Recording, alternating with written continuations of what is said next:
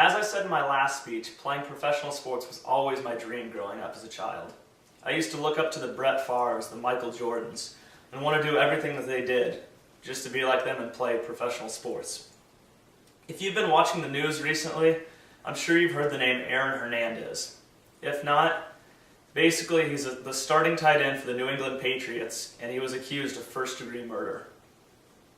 After seeing this case in the news, it really got me thinking about how impressionable I was when I was a young kid about those pro athletes, and how none of these teams that draft and pay these players in front of millions of kids have to suffer any consequences.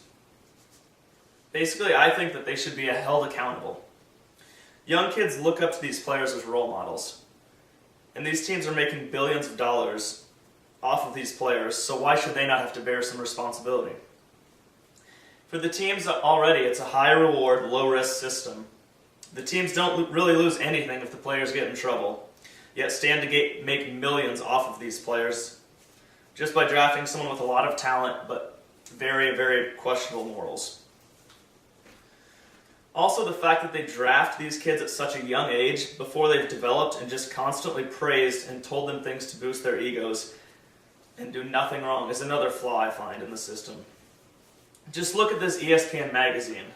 The kid on it is 15 years old, in 8th grade, and he's already on the front page of a magazine for millions of people.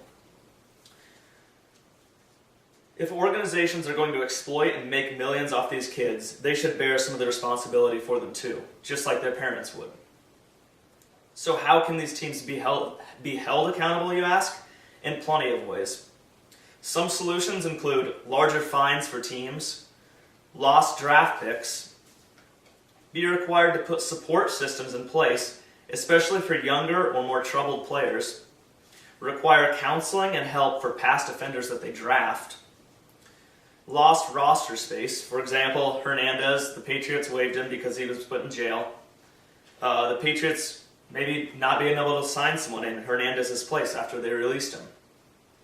They could also lose the money for the salary that they were paying the player, and if they wanted to even one up that, they could be forced to donate the remaining salary to rehabilitation clinics, preventative care, or other charities.